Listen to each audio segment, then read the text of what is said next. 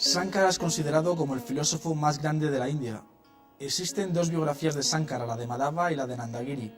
Nació, según la tradición más difundida, en el año 788 en el sur de la India, en el seno de una familia de brahmanes.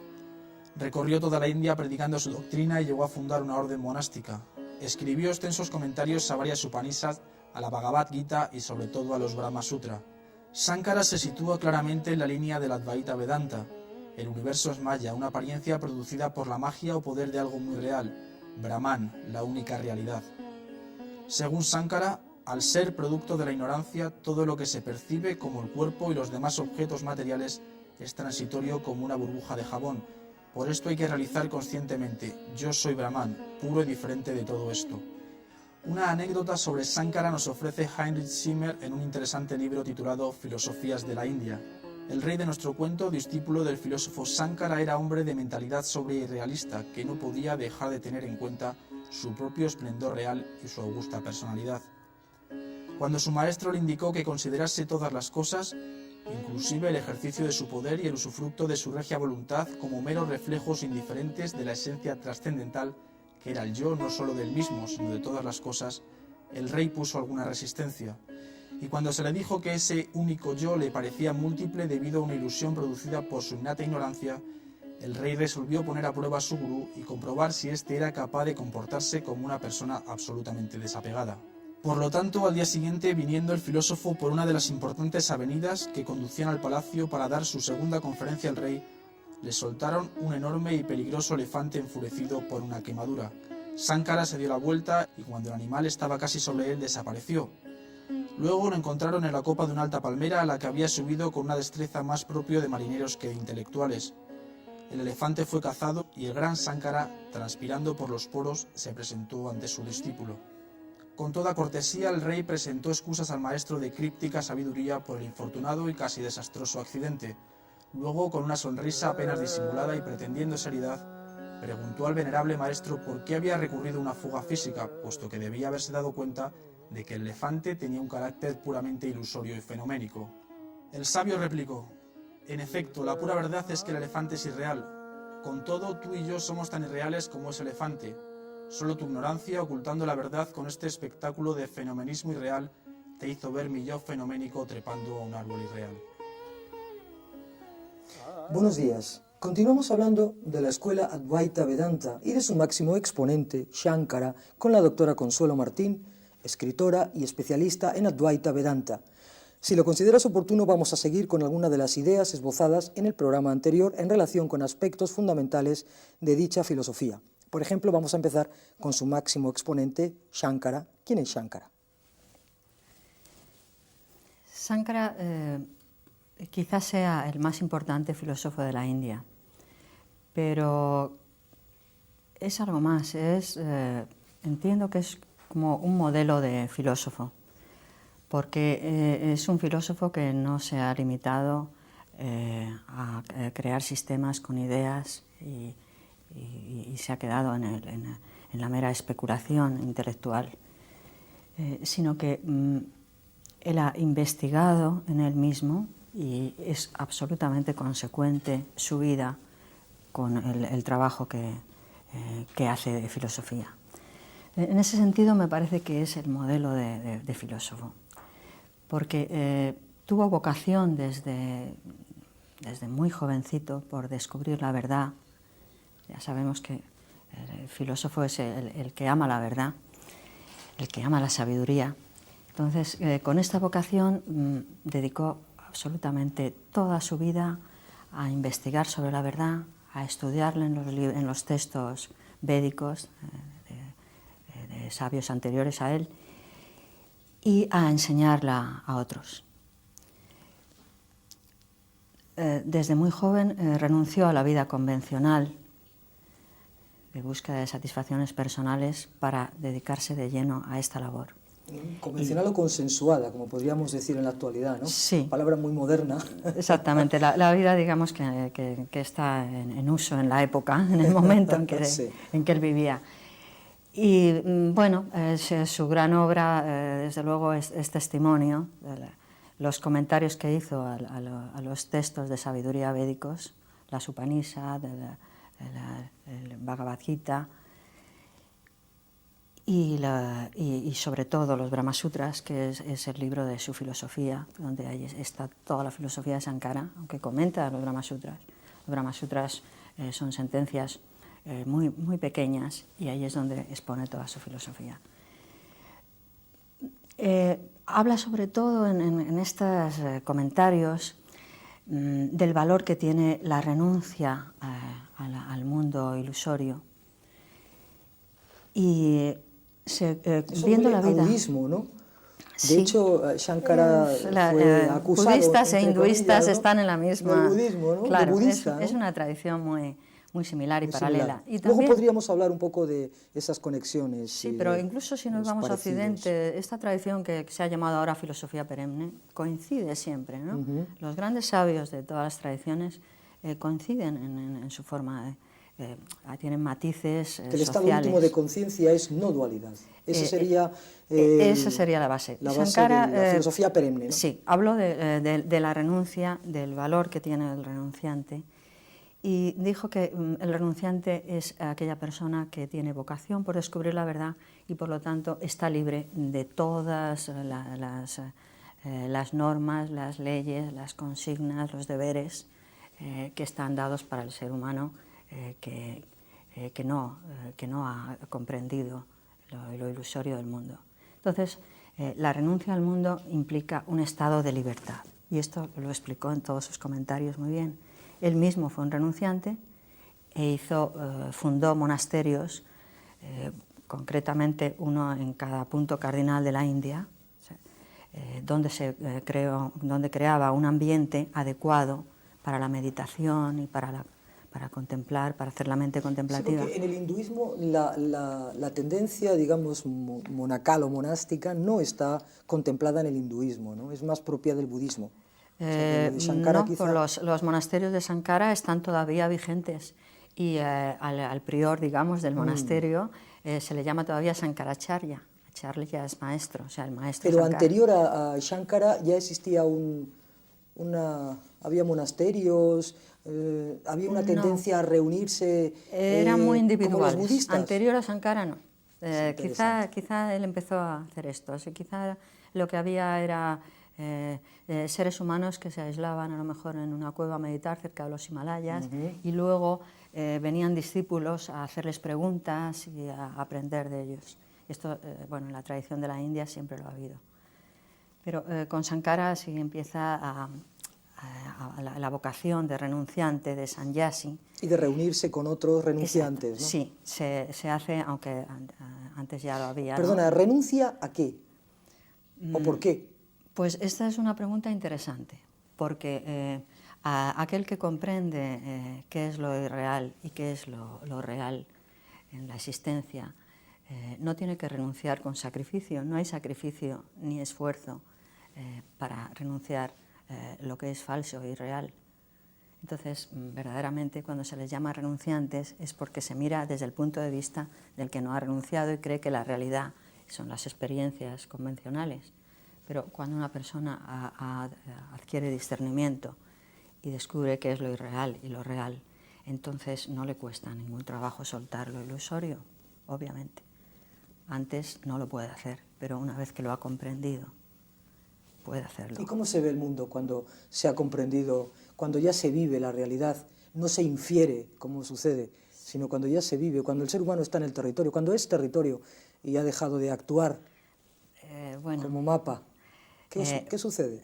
¿Qué cuentan los sabios de la India? Cuando se entra en la conciencia, cualquier aventura para penetrar en la conciencia, hace que el ser humano descubra una serenidad, una paz y una libertad absolutamente nuevas, que no tienen que ver con lo que entendemos por libertad para hacer lo que quiera. Nadie sabe qué es lo que quiera ni de dónde viene, ¿no? Esto es otra cosa, una libertad interior, una alegría no condicionada y una paz. Y esto se expresa en una vida creativa. Por supuesto que cuando se ve que no hay separación entre los seres humanos, que los seres humanos no son realidades estancas aparte unas de otras, sino que es una misma realidad la que se expresa en distintas personas, entonces el amor es algo espontáneo. Y la creatividad es espontánea cuando se descubre que no eres una realidad aparte, que tienes más o menos inteligencia, que puedes hacer esto o lo otro, que puedes abrirte a la inteligencia total. Podríamos decir, Consuelo, que es Entonces, estado la último vida- de conciencia, entre comillas, estado último de conciencia, porque quien está hablando tiene un yo que está intelectualizando a su vez. Pero bueno, por acercarnos un poco intelectualmente al tema, podríamos decir que ese estado último de conciencia es como una especie de vacío o carencia de existencia inherente. Podríamos decir que nada existe por sí mismo de una forma independiente, autoexistente. Sí, se podría, desde luego la tradición budista encaja en la Advaita, porque se puede decir vacío de lo conocido, vacío de lo ilusorio, vacío de lo irreal, que es lo conocido, lo que requiere un conocedor, un conocido y una interpretación, etc. Entonces, vacío de lo ilusorio es la plenitud de lo real.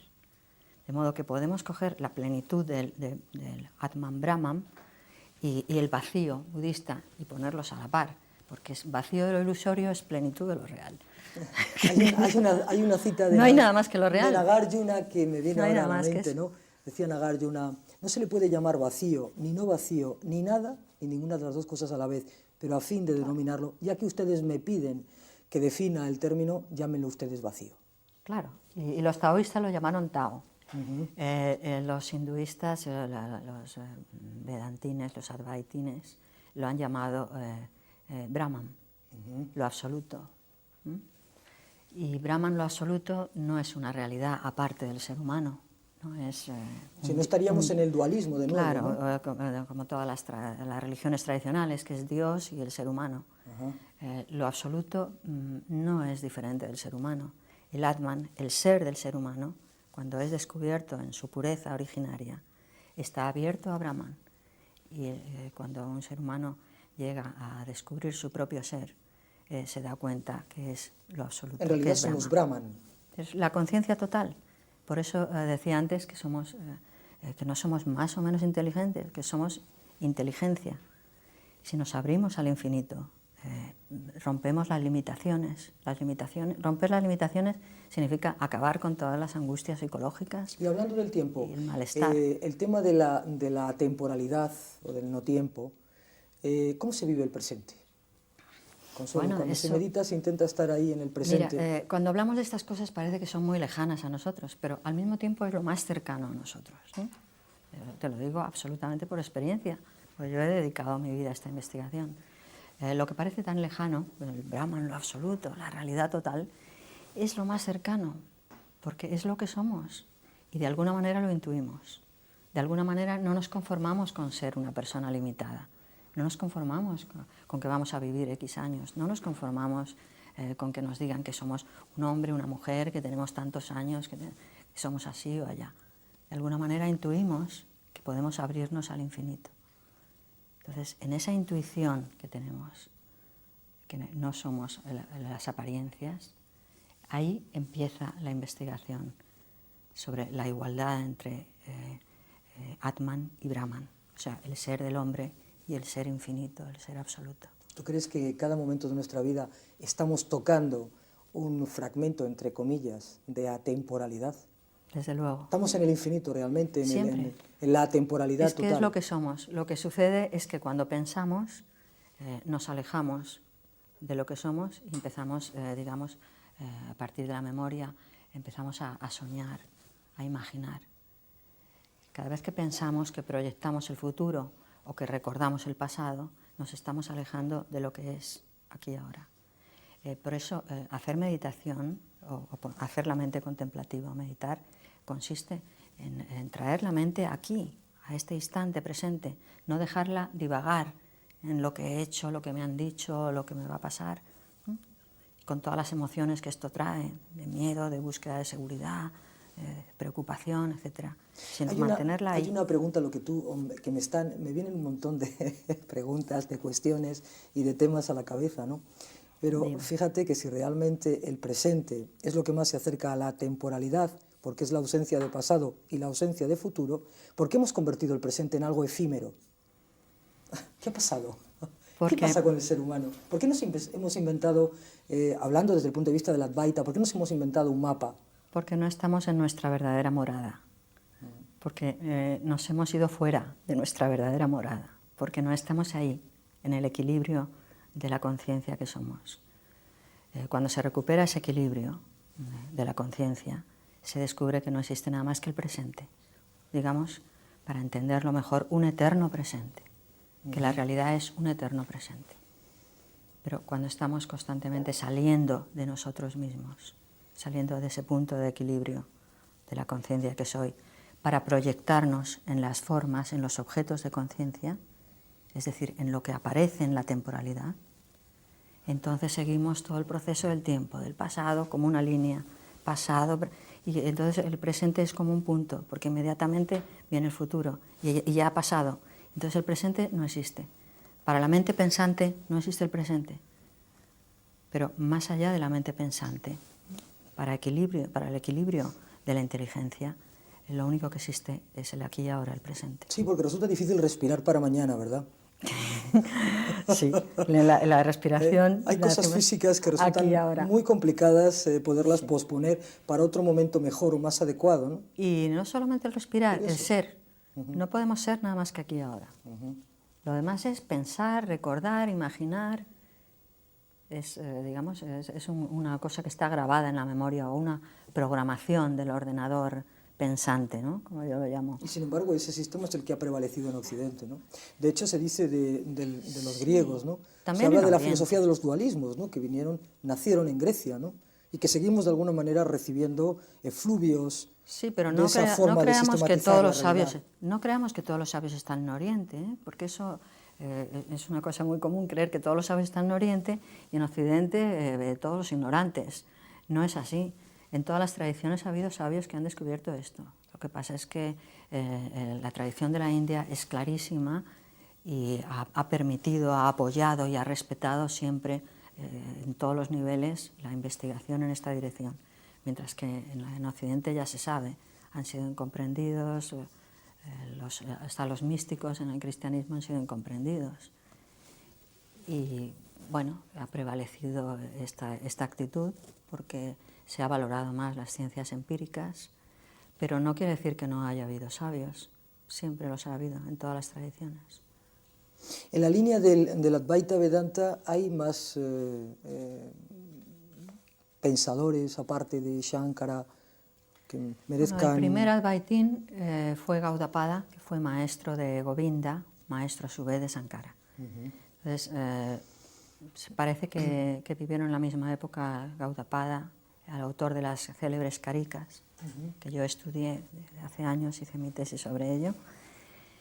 Y ¿en qué consisten las Karikas? Pues las Karikas de Gaudapada se escribieron como un comentario a la Mandukya Upanishad, en la que se habla de los 4 estados de conciencia. El último es la conciencia absoluta, que incluye los demás. Brahman sería, ¿no? Sí, se llama Turiya, el estado de Turiya. Turiya significa el cuarto, nada más. El cuarto. Pero aunque son comentarios a la Mandukya Upanishad, que es muy breve, sin embargo son mucho más. Es ya un tratado de Advaita, y ese es el primer tratado que tenemos de Advaita. Govinda, el maestro de Sankara, lo aprendió del gran Gaudapada, y a partir de la filosofía Advaita de sus maestros, él interpretó todos los textos védicos en esa misma dirección. Básicamente, las Karikas de Gaudapada, la realidad es no dos, es una sin segundo, nada ha nacido, nada muere. Eso se refleja en las Upanishads, pero en los Vedas se refleja esa idea. ¿En algún Veda hay algo que relacione, que tenga algo que ver con la idea básica de las Upanishads, con esta idea de Atman Brahman? Sí, bueno, las Upanishad, que son la parte más filosófica de los Vedas. No, en los Vedas bueno, las Upanishad se incluyen en los Vedas como la parte más filosófica y con más sabiduría. Me refiero a las 4 samhitas, ¿no? A las colecciones, Rig Veda, Samaveda. Sí. Ahí aparece algo, hay un rudimento. Alguna vez, pero en forma simbólica, como ritos y como símbolos y como historias. Pero la forma más filosófica es la de las Upanishads, que están también incluidos en los Vedas, pero de todas maneras no es un sistema como el Advaita, sino que son generalmente diálogos entre maestro y discípulo, con frases de gran sabiduría, y de ahí, digamos que Sankara hizo un sistema, la Advaita, en base también a la Advaita de Gaudapada, sacando la parte más profunda de las Upanishads, porque también tienen otros aspectos que hablan de la A mí una religión. conversación que me llamó mucho la atención es, me parece que es de la Brihadaranyaka o la Chandogya, no recuerdo exactamente cuál de las dos Upanishads. Es una conversación entre Udalaka Aruni y su hijo Svetaketu, ¿no?, respecto al tema de la sal. Chandogya. El Chandogya, ¿no? Cuéntanos algo de ese...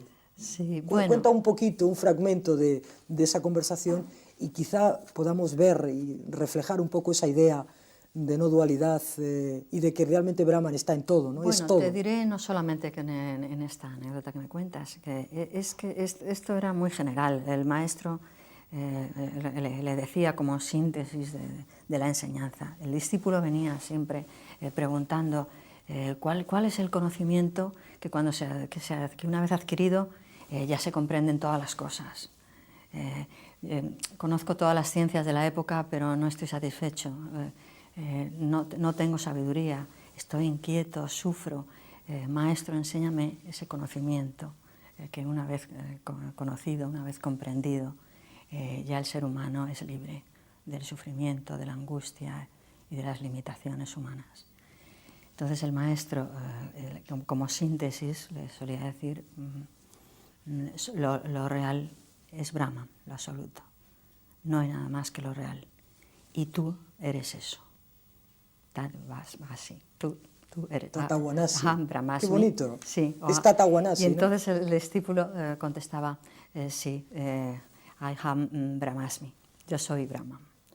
Reconocía, o sea que le decían, tú no eres nada más que Brahman, y él contestaba. Llegaba a la experiencia, Sí. o se quedaba el maestro en un filósofo, en un intelectual, que está muy bien, pero... Hay muchos niveles de comprensión. Ajá. El nivel intelectual de grabar en la memoria una cosa y luego repetirla es trivial y ni hablaremos de él. El nivel a partir del cual empieza algo creativo es el nivel de la intuición. Cuando se escucha una verdad y se intuye con una evidencia total que aquello es verdad. Cuando se intuye de esa manera, con evidencia total, que ya no hay discusión ni dudas, entonces se abre un camino hacia la vivencia de esa verdad. Cuando una vez intuida la verdad, es necesario la etapa siguiente de contemplarla, es decir, estar ahí, vivir con ella, ser consecuente con esa verdad que intuyes, mantenerla en la mente. Yo soy eso, yo no soy lo que aparece, yo soy aquello. Yo no soy esto, observar, efectivamente, esto pasa, las emociones pasan, los pensamientos pasan, las sensaciones, ¿qué soy? ¿Qué soy? Mantenerse en esa búsqueda interior. Y a partir de eso, en un momento dado, se puede tener una experiencia de unidad en la que se acaba la investigación, porque ya no hay el que investiga y lo investigado. Consuelo, tenemos Eso que es ir lo que ya es. rematando la faena, si es que podemos rematar, que me parece que por lo menos... Esto podría seguir Por ilimitadamente, eso. pero cuando me digas, Sí, terminamos. ya tenemos que ir acabando. Bueno, yo Quizá solamente... un par de... Yo solamente diría que cualquier intento de descubrir la verdad en la propia conciencia, cuando existe esta vocación, merece la pena siempre, porque abrirse a esa dimensión infinita que somos siempre trae unos descubrimientos inusitados, creativos, bellos, Pues vamos y realizadores. dejar eso como reflexión para nuestros telespectadores. Y a mí me gustaría terminar la sesión de hoy, el programa de hoy, y voy a citar a Yajnavalkya, que en un conocido pasaje de la Brihadaranyaka Upanishads declara: donde en verdad hay dualidad, parece que uno percibe el aroma del otro, ve al otro, oye al otro, habla al otro y conoce al otro. Pero cuando todo se convierte en el yo de uno, ¿qué aroma aspiraría? Uno, y por qué medio, qué visiones tendría y a través de qué sonidos escucharía y por qué vía, quién pensaría y con qué sabría y cómo lo sabría.